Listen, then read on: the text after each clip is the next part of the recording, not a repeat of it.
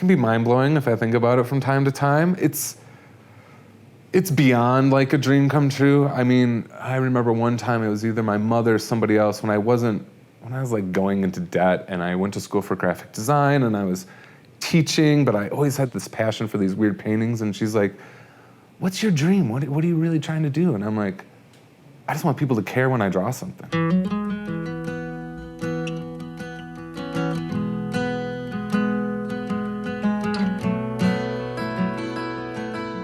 I don't know how to describe this stuff. I mean, it's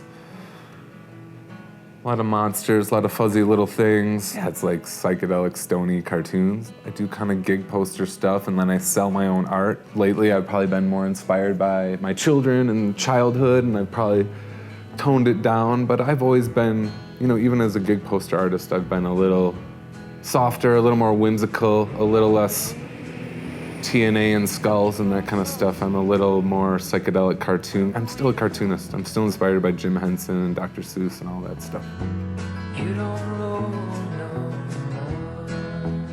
Yeah, I just like lived in ponds as a kid. I mean, just feel like that stuff comes out of me really naturally. The way plants grow inspires me. Even watching time-lapse of starfish or time-lapse of trees and thinking of those things as like, you know, living entities with personality, and thinking of all of nature and the way it grows together and the symbiotic relationship between characters or things in nature. Really, it's something I do in my work.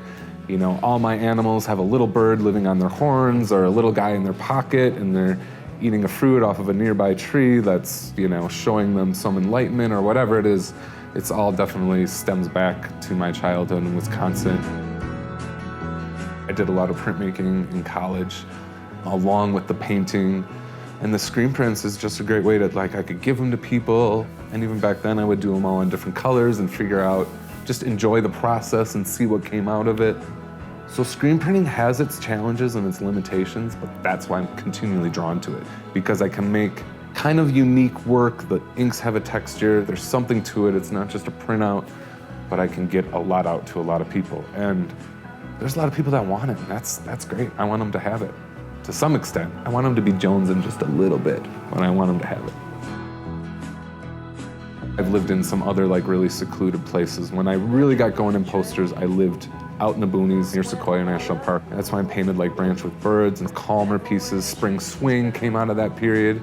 I barely saw people, and we were just living in nature every day, and that was kind of I feel like that's when people found my work in a new way, so I'm never gonna suppress that part of my style.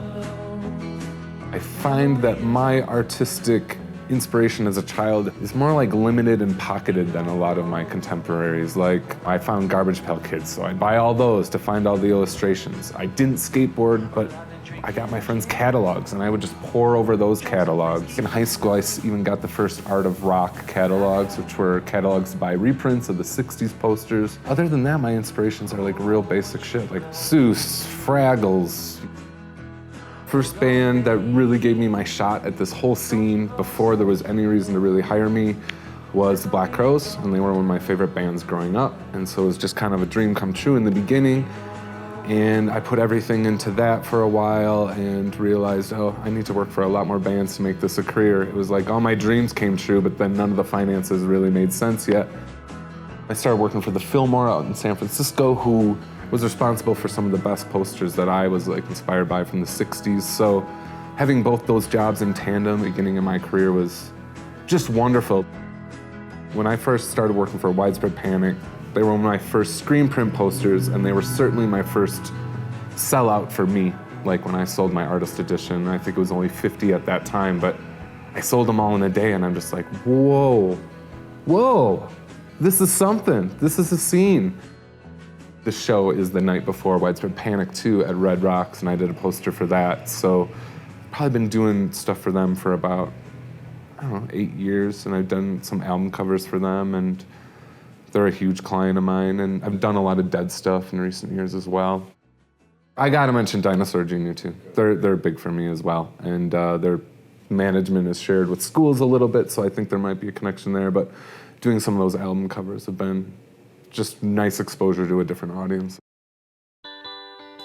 So we're at Furthur Frames. This is down in Denver. I just have all my minis here, and Corey and his team here at Furthur Frames has framed each one really unique with all their artistic skill they have in framing. Yeah, I was just telling them I couldn't see doing this with anybody else. This is a very unique experience, and I do all these really small pieces, so it fits well with all these small, fun frames, and each one of these pieces is embellished, and these are all the mini prints I've done over the years. There's like 115 minis here and a couple full-size prints. Print these prints on all different colors. So we just selected a nice variety, and I played with these things for like 2-3 months, and here they all are.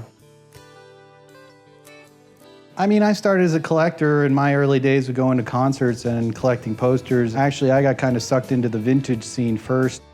Got hooked on the art of rock. The blossoming of the modern scene happened while I was in the middle of it. It was interesting to watch it develop out of the 90s and into the 2000s. That's how I got into posters, just pretty much like everybody else by association.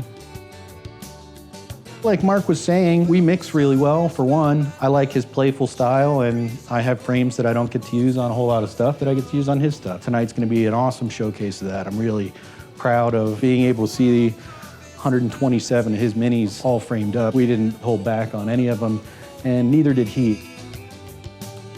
That symbiotic relationship where he's feeding us and we're feeding him, and he's sending me a stack of 20 prints, and each one is better than the last. That's the kind of energy that he was feeding us, and we put it back into our work. For the last 4 weeks, we've had someone pretty much consistently working on Mark's stuff every day, all day. It's always great to know that they're getting as inspired and fed, and I'm telling him we're jamming along, and suddenly I've got another box arriving on our doorstep, and I always like that. This is Furthur Frames' 9th anniversary tonight. We're gonna be celebrating that as well.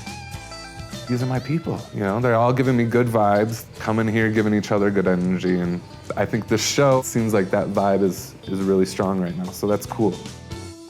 My work is available. Like, I know it's hard to get, and I know drops are hard to get. I'm looking to get a lot of people involved. I definitely have different tiers. You can buy originals, you can buy weird variants. Talking to this guy here that helped me set up the show, he's like, I started with the micros. I started with these little things you give away free because I loved your work, and it shows your work, and it shows your screen prints. So I think that has made it like kind of a group hug for a lot of people. It's like something they can trade, something they can share, they can show off their collection. Their collection is very different from somebody else.